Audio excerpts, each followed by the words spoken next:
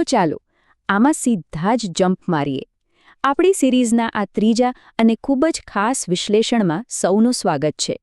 જ્યારે સ્કૂલના દિવસો પૂરા થવા આવે અને ભવિષ્યના દરવાજા ખખડાવવાનો સમય આવે ત્યારે એ માત્ર કોઈ નાનોસૂનો બદલાવ નથી હોતો. હકીકતમાં એ પોતાની ઓળખ શોધવાનો એક બહુ મોટો તબક્કો છે. આપણે સૌ જાણીએ છીએ કે આ ટ્રાન્ઝિશન કેટલું હેવી હોઈ શકે છે, બરાબર ને? આ માત્ર કોઈ નોકરી પસંદ કરવાની વાત નથી, આ દુનિયામાં પોતાનું સ્થાન ક્યાં હશે એ નક્કી કરવાની વાત છે. તો ચાલો આજના આ સફરની શરૂઆત કરીએ અને સમજીએ કે આ ગેપને ખરેખર કેવી રીતે પાર કરી શકાય. હવે જ્યારે પણ કારકિર્દી પસંદ કરવાની વાત આવે છે ત્યારે આપણા મનમાં એક બહુ જ મોટો અને ડરાવણો સવાલ સતત ઘૂમ્યા કરે છે. જો મારો નિર્ણય ખોટો પડ્યો તો શું થશે? આ કોઈ નાની મોટી ચિંતા નથી. આ એક એવી ભયાનક લાગણી છે જે લિટરલી રાતોની ઊંઘ હરામ કરી દે છે. અને આ ડર પાછળનું મુખ્ય કારણ એ છે કે આપણે એવું માની લઈએ છીએ કે આજનો એક નિર્ણય આખી જિંદગીનો રસ્તો પથ્થર પર લખી દેશે. આ એક એવો સામૂહિક અનુભવ છે જ્યાં લગભગ દરેકને એવું લાગે છે કે જાણે એક મોટી કટોકટી આવી પડી છે. અને આ જ આજના આપણા વિશ્લેષણનો મુખ્ય ફોકસ છે. તમને ખબર છે એ લાગણી કેવી હોય છે? આ કોઈ કલ્પના નથી હોતી, આ એકદમ ફિઝિકલ અનુભવ છે. જ્યારે પણ કોઈ કોલેજની એપ્લિકેશન કે કરિયરનું ફોર્મ ભરી રહ્યું હોય ને ત્યારે શ્વાસ અદ્ધર થઈ જાય છે અને પેટમાં એક વિચિત્ર ડરનો ખાડો પડી જાય છે. એવું ફીલ થાય છે કે જાણે આ એક કાગળનો ટુકડો આવનારા 50 વર્ષનું ભવિષ્ય કાયમ માટે સીલ કરી દેશે. જો આટલો મોટો માનસિક બોજ ખભા પર હોય તો ગભરામણ થવી એકદમ નોર્મલ છે. આ લાગણી 100% સાચી છે અને તેને અનુભવવી એ કોઈ નબળાઈ બિલકુલ નથી. પણ અહીંયા એક બહુ મોટું સિક્રેટ કહું. આ ક્ષણે ભલે એવું લાગતું હોય કે આ નિર્ણય ફાઇનલ છે અને હવે કશું બદલી શકાશે નહીં, પરંતુ હકીકતમાં તે માત્ર એક ભ્રમ છે. હા, એ માનસિક દબાણ સાચું છે, ડર પણ સાચો છે, પરંતુ એક જ ફોર્મ આખું જીવન નક્કી કરશે એ વિચાર સંપૂર્ણપણે ખોટો છે. આપણું મન આપણને એવું માનવા મજબૂર કરે છે કે આ તો કરો યા મરોવાળી સિચ્યુએશન છે. પણ જ્યારે આપણે આ ભ્રમને ઓળખી લઈએ ને ત્યારે જ તેમાંથી બહાર આવવાનો અસલી રસ્તો ખુલે છે. તો મગજમાં ખરેખર શું ચાલી રહ્યું હોય છે? મનોવિજ્ઞાનની ભાષામાં આ સ્થિતિને એનાલિસિસ પેરાલાઇસિસ કહેવાય છે. જ્યારે મગજને એવું લાગે કે ભાઈ આ નિર્ણયનું પરિણામ તો બહુ જ ભયંકર અથવા જબરદસ્ત થશે, ત્યારે તે લિટરલી શોર્ટ સર્કિટ થઈ જાય છે. મગજ સતત ઓવરથિંકિંગ કર્યા કરે છે. આ કોલેજ સારી કે પેલી, આમાં ફાયદો કે પેલામાં, અને આ સતત વિચારવાની લૂપમાં કોઈ જ નિર્ણય લઈ શકાતો નથી. મગજ એકદમ ફ્રીઝ થઈ જાય છે. અને જુઓ, આ કોઈની ભૂલ નથી. જ્યારે માનસિક દાવ બહુ મોટો હોય ત્યારે મગજ પોતાને બચાવવા માટે જ આ રીતે રિએક્ટ કરતો હોય છે. તો બેઝિકલી અહીંયા થાય છે શું? આ બે બાબતો વચ્ચેનો સીધો સંબંધ સમજવો બહુ જ જરૂરી છે. એક તરફ છે બહુ જ મોટું જોખમ, એટલે કે એવો વિચાર કે જો નિર્ણય ખોટો પડ્યો તો લાઈફ ખતમ. અને બીજી તરફ છે ટોટલ ફ્રીઝ. જેમ જેમ આપણે નિર્ણયને મોટો અને ડરામણો બનાવતા જઈએ તેમ તેમ આપણી નિર્ણય લેવાની ક્ષમતા ઝીરો થતી જાય છે.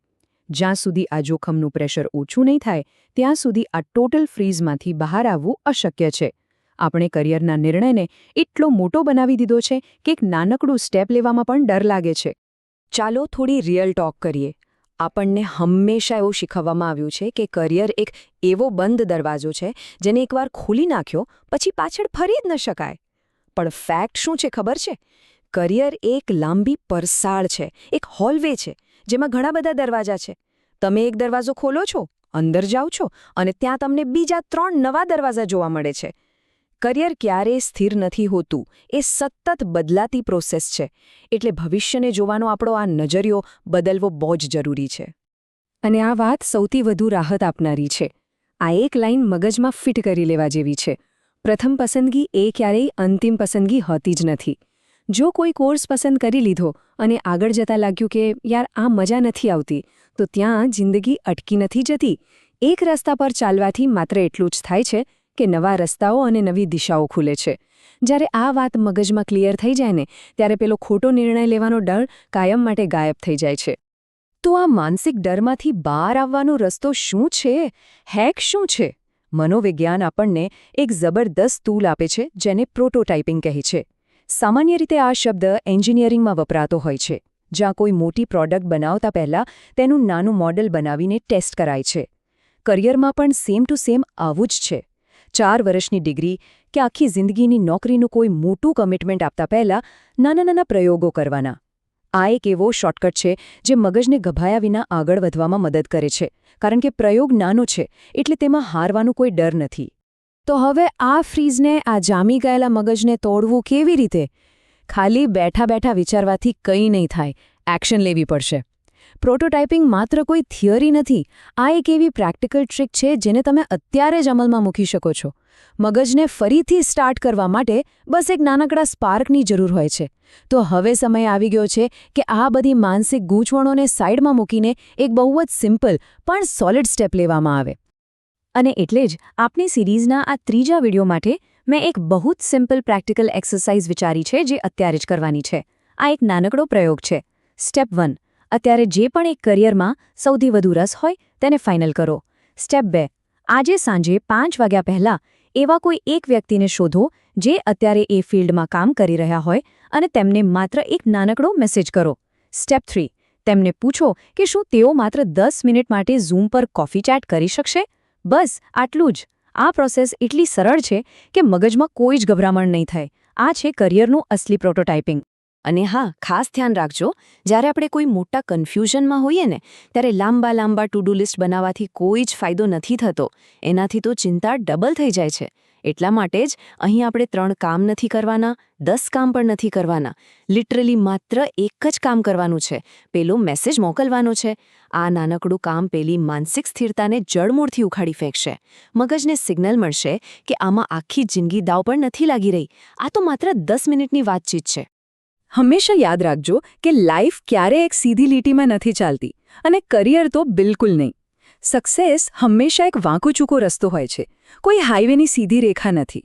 જો રસ્તામાં ક્યારે એવું લાગે કે યાર હવે દિશા બદલવાની જરૂરિયાત છે, તો એ કોઈ નિષ્ફળતા નથી. દિશા બદલવી એ સમયની સાથે અપડેટ થવાની અને સ્માર્ટનેસની નિશાની છે. પ્રોટોટાઇપિંગ કરતા જાઓ અને એના આધારે રસ્તાઓ બદલતા જાઓ. બસ ભૂલ કરવાના ડરને સાઈડમાં મૂકીને આગળ વધતા રહેવાનું છે. પણ હવે આપણે નિર્ણય લેવાના ડરમાંથી તો બહાર આવી ગયા અને નાના પગલાં લેતા પણ શીખી ગયા. પરંતુ અહીંયા એક બીજો જબરદસ્ત સવાલ ઊભો થાય છે. આ દુનિયા રોકેટની સ્પીડે બદલાઈ રહી છે. AI અને નવી ટેકનોલોજીને કારણે જોબ માર્કેટ આખું હલી ગયું છે. તો શું એવું બની શકે કે આજે જે ડિગ્રી માટે આપણે આટલી મહેનત કરી રહ્યા છીએ તે 4 વર્ષ પછી સંપૂર્ણપણે આઉટડેટેડ અને નકામી થઈ જાય? વિચારવા જેવું છે ને? આપણે આ જબરદસ્ત મુદ્દા પર અને ભવિષ્યને ફ્યુચર પ્રૂફ કેવી રીતે બનાવવું તેના પર વાત કરીશું આપણા આગામી એટલે કે ચોથા વિડીયોમાં. ત્યાં સુધી પેલો નાનકડો પ્રયોગ આજ સાંજ સુધીમાં પૂરો કરવાનો ભૂલતા નહીં. મળીએ નેક્સ્ટ ટાઈમ.